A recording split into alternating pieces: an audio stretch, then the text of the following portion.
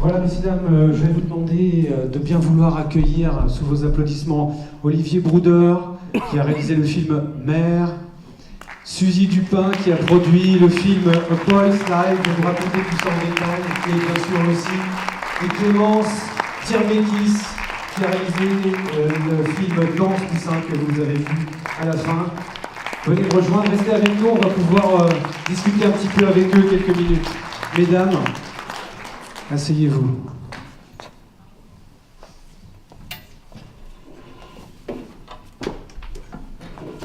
Olivier, si tu veux bien venir avec moi, on n'est pas misogyne, mais on va se faire une petite table homme-femme, face à face.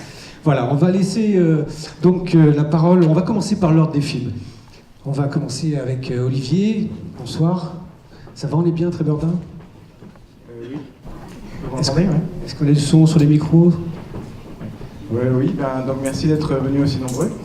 Moi, c'est la première fois que je viens à Trébordin, c'est assez sympa. Voilà, donc Olivier est originaire, il est de Plounérin, à côté de Plourin, pardon. Ouais, Plourin, à côté de Brest. Donc Olivier a une formation d'ethnologie et également de philosophie. Alors, tu parles plusieurs langues et j'étais très étonné en regardant ton CV. Donc, tu parles l'anglais, l'allemand, le breton, l'espagnol et le bambara, qui est la langue donc du Mali, pour ceux qui connaissent, c'est ça ? Là, j'exagère un peu quand même. Tu exagères. Je vais revoir. Mais en tout cas, j'étais très étonné et très curieux. Peut-être que tu pourras nous en dire un petit mot tout à l'heure. J'ai vu également que tu étais un sportif de haut niveau parce que tu pratiques le jiu-jitsu, c'est ça ? Alors, c'était il y a un moment quand même. Il y a un moment, mais quand même. À un certain niveau apparemment. Surtout la natation. Oui, voilà, la natation. Donc tu as réalisé 5 courts-métrages qui ont reçu beaucoup de prix, visiblement, avec le film Dounia par exemple, qui était en présélection au César. Il y a combien de temps ? Je sais pas trop, ça fait un moment. Ça fait un petit moment, ça fait 3-4 ans, un truc comme ça, non ? Voilà, donc plusieurs films, plusieurs prix. Donc Olivier est déjà un réalisateur qui a de l'expérience. Tu encadres d'ailleurs des jeunes aussi également dans le cadre de l'accompagnement à l'écriture. Ouais, j'enseigne à la fac à Brest et puis aussi dans un BTS, dans divers lycées et tout ça. Ouais. D'accord. Moi, je voulais justement, avec le parcours large que tu as, je voulais savoir un petit peu qu'est-ce qui a déclenché chez toi cette passion pour le cinéma ?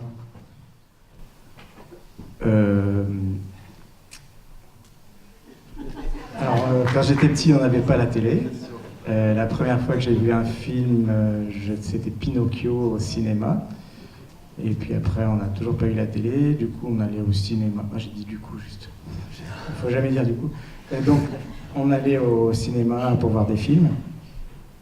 Et puis, j'en ai vu pas mal. Mais j'ai préféré surtout la littérature. Mais j'avais un ami qui voulait faire du cinéma. Et donc, il écrivait des scénarios. Je l'aidais, parce que j'étais pas trop mauvais en français, je l'aidais à écrire ses scénarios. Et puis, ça marchait pas trop pour lui. Un jour, j'ai écrit un truc et puis on a gagné un concours. Le concours Estran.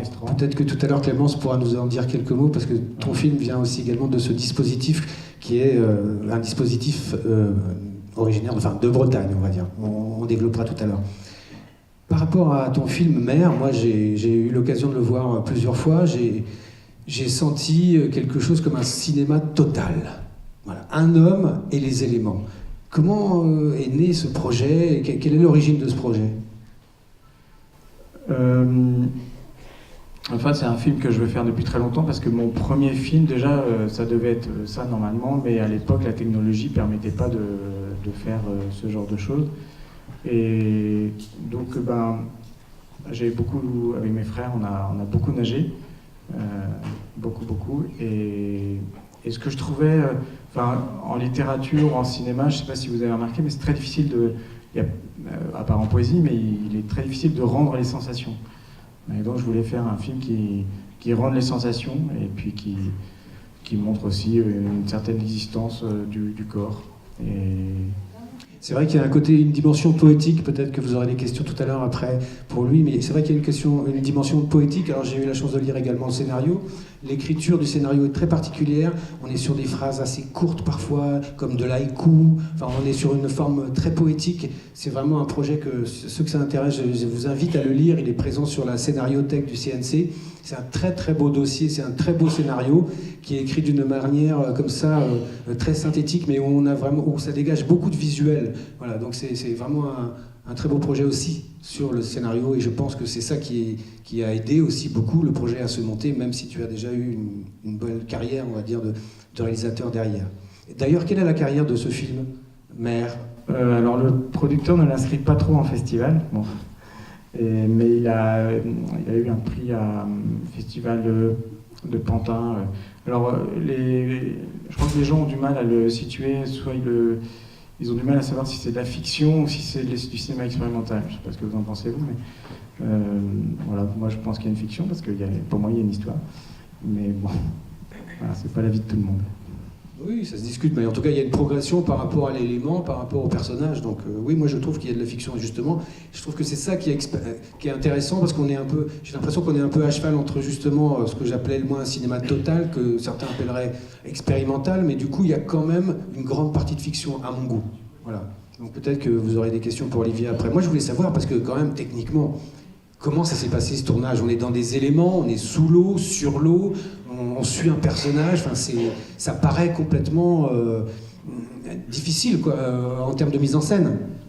Oui, alors donc j'avais fait évidemment un découpage technique, hein, vous savez ce que c'est on met le scénario en image, et évidemment je n'ai pu tourner aucun des plans que j'avais écrits, parce que la mer, c'est la mer qui décide.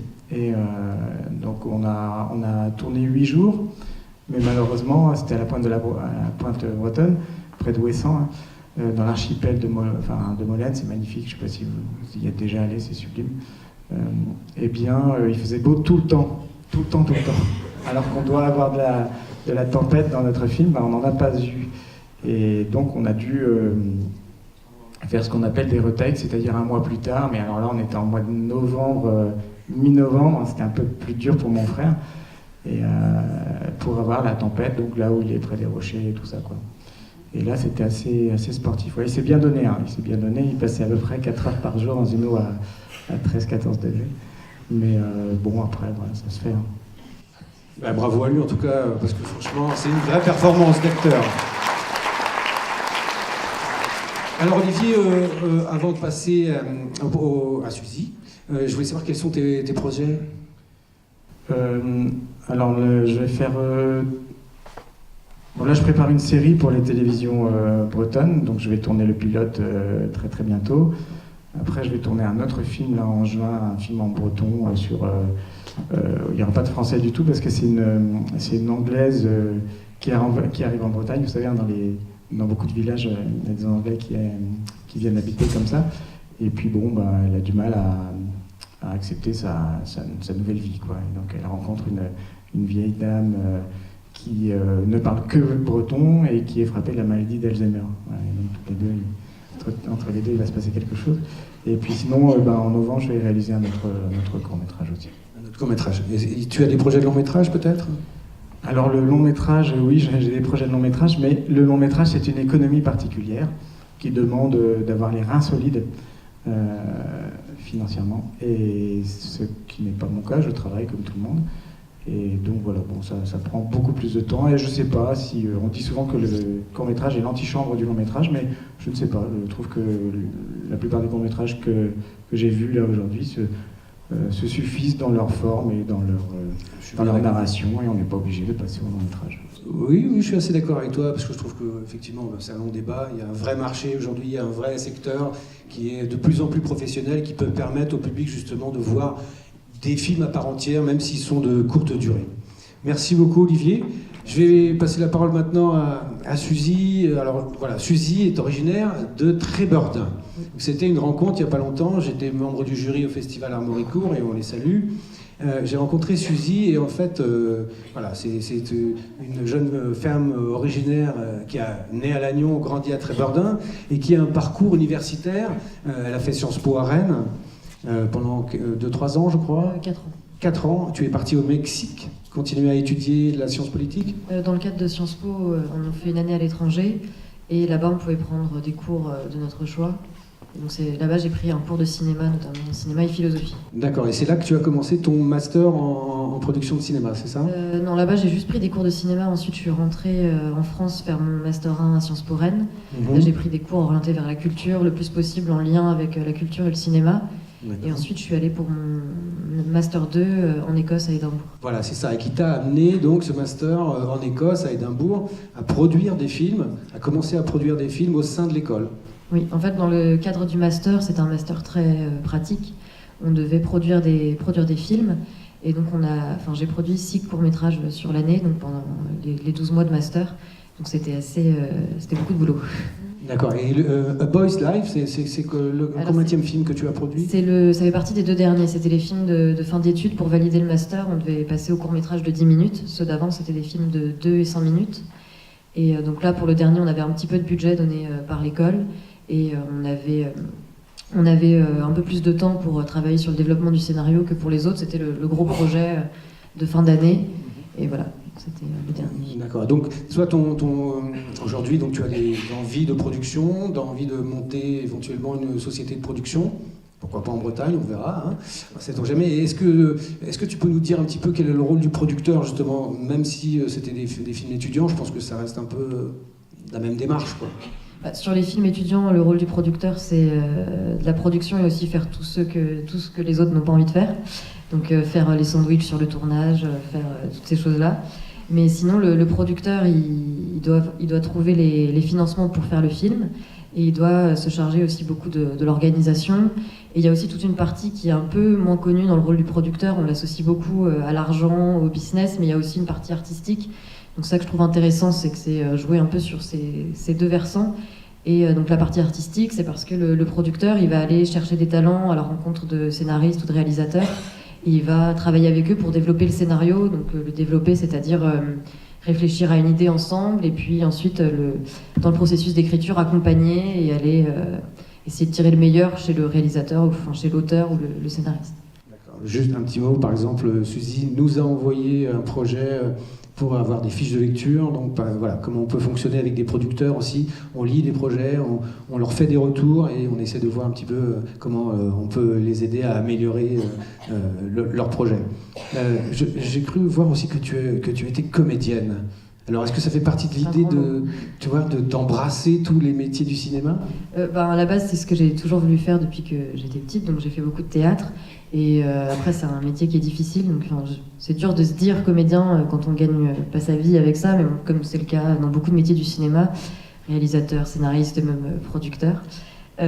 Du coup, là, en ce moment, je fais beaucoup de théâtre et je profite du fait que j'aime bien dans le cinéma aller faire beaucoup de choses, c'est assez vaste. Et voilà, en tant que comédien, on attend que les gens nous appellent, donc c'est pour ça que je pense qu'il ne faut pas non plus se limiter à ça. Et j'aime bien être aussi à l'initiative de projets, et dans la production, c'est le cas. On est le lanceur du projet, on va aller...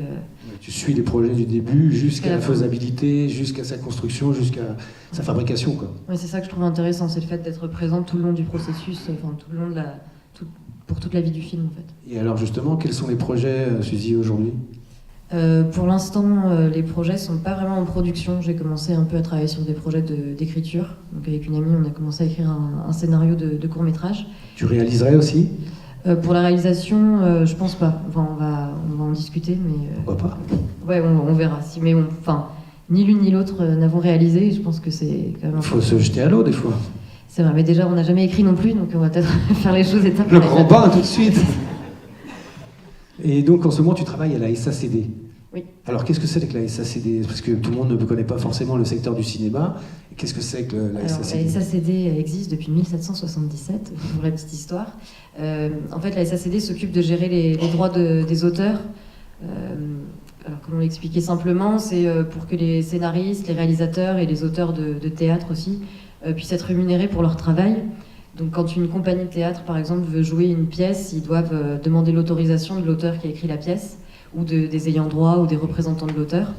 Et donc ils passent par la SACD qui fait l'intermédiaire et qui s'occupe aussi d'aller leur reverser l'argent. Donc par exemple, si une compagnie de théâtre joue une pièce au Carré Magique, ils doivent demander les droits à l'auteur, l'autorisation, et ensuite le Carré Magique va aller donner sa part à l'auteur pour qu'il soit rémunéré pour son travail.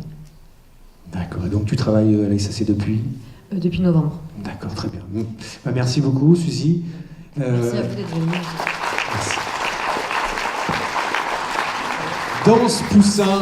Danse Poussin, réalisée donc par Clémence Dirmekis. Clémence, tu vis donc du côté de Saint-Brieuc, je ne sais plus où exactement. Un petit village qui s'appelle Pordic. À Pordic, au bord de la mer, c'est ça? Ouais, on fait campagne mer. Comme nous, quoi. Voilà. Tu es pas loin. Tu as un master en cinéma, en cinéma, tu as un master qui est dans quel secteur? Master recherche. Moi, j'avais fait plutôt une étude orientée sociologie, donc je parlais du genre dans le film, dans le cinéma de Céline Sciamma, donc le genre social, pas le genre cinéma. D'accord. Donc tu as fait beaucoup aussi d'assistanat à la mise en scène, sur des courts-métrages, des longs-métrages? Ouais. C'est là qu'on apprend un peu le métier, quoi, quelque part? C'est là qu'on apprend le métier, c'est là aussi qu'on est payé plus régulièrement, et c'est vrai que c'est très intéressant de voir les autres travailler. Ben oui, et puis c'est peut-être là aussi que ça te donne l'envie de faire des films. Moi, ça a été mon cas, par exemple. C'est évident. Après, c'est une très bonne école. Tout simplement, on voit aussi ce qu'on a envie de faire et ce qu'on n'a pas envie de faire, et comment c'est-à-dire comment on traite les gens, comment on traite les techniciens. Et puis quand on est technicien soi-même, après on traite les techniciens différemment quand c'est nous qui sommes à la mise en scène. Et donc, ton film, Danse Poussin, a été lauréat d'un dispositif qui s'appelle Estran. Est-ce que tu peux nous expliquer un petit peu ce que c'est Estran? Estran, c'est un dispositif d'accompagnement des auteurs. Et aussi dans le cas de Estran 6, auquel j'ai participé, c'est aussi accompagnement des producteurs, des jeunes producteurs émergents. Donc c'est une association qui s'appelle Film en Bretagne, c'est l'Union des professionnels du cinéma en Bretagne, qui a lancé cet appel à projet. Ils voulaient des courts-métrages d'une dizaine de minutes. Donc ça fonctionne sous une forme de concours, en quelque sorte. Oui, tout à fait. D'accord. Et eux, ils trouvent les films, ils ont un jury, et voilà, comme tu y as participé aussi, je crois. Oui. D'accord. Voilà. Et donc, Danse Poussin. Alors, pareil, j'allais te demander, c'est quoi l'origine du projet? Pourquoi la Bretagne? L'enfance? Est-ce que tu peux nous dire un petit peu comment est né ce projet? J'avais des bribes de scénarios dans mes tiroirs, et puis donc le concours Estran, ça m'a fait un peu aussi la carotte pour me donner le coup de pied aux fesses et le terminer et l'envoyer. Après, je suis une grande fan de comédie musicale, et j'avais une sorte de fantasme de comédie musicale traditionnelle bretonne. Donc c'est parti d'un truc un peu démentiel comme ça, et puis donc c'est devenu un peu plus pragmatique. Mais c'était ça. Pour être une comédie musicale dans le monde du fest-noz, ça serait fort. Oui, c'était ça l'idée. Ah oui. Tout le monde en déplacement, en pline et en gavotte. Ah oui. Avec des chants derrière, etc. Ouais, ça pourrait être énorme. C'est peut-être les prémices de ce film à venir, je ne sais pas. Peut-être. Il faut travailler sur le projet. Peut-être un autre court-métrage, peut-être un peu plus loin, avec plus de développement narratif, peut-être. Peut-être. Tu as des projets en ce moment? Ouais, il y en a un qui est pas mal avancé, donc qu'on développe avec Olivier Bourbeillon, qui a produit le film d'Olivier. Qui a aussi produit le film d'Olivier, Paris-Brest Productions. Tout Voilà. à fait. Et donc, oui, on commence à la recherche de financement. Et donc, il y a le scénario qui devient solide, mais qui ne l'est pas encore tout à fait. Donc, c'est ce moment un peu bâtard où on devient impatient, mais c'est pas encore prêt. D'accord. Est-ce qu'on va faire passer un peu le micro dans la salle si vous avez des questions à leur poser? Est-ce qu'il y a des gens qui ont envie un peu de leur poser des questions et d'en savoir un peu plus? Un petit doigt en l'air? Ah, une enfant en plus, magnifique. Alors, tu parles bien dans le micro. Mais le problème, c'est qu'on ne sait pas vraiment dans Danse Poussin quand elle pense, quand elle rêve ou quand elle est dans le rêve. C'est un problème. Moi, j'avais envie de travailler justement sur les frontières et sur le fait que, vu qu'on est à hauteur d'enfant tout le temps, il y a des fois les limites qui sont pas très claires, justement, de savoir si c'est vraiment réel, c'est ce qu'elle voit, ou si c'est juste son sentiment qui trouble un peu les choses, qui trouble un peu le réel. C'était ça mon envie en tout cas. Et donc le fait que ce soit pas clair, c'était voulu. Est-ce qu'il y a d'autres questions? Non? Pas d'autres questions? Eh ben, écoutez, je vous demande de les applaudir bien fort. Merci à eux, Clémence, Suzy, Olivier. On va se faire une petite pause d'un quart d'heure et on reprendra le troisième programme tout à l'heure. Merci Olivier, merci Suzy, à tout de suite, on va se voir bien, merci Clémence.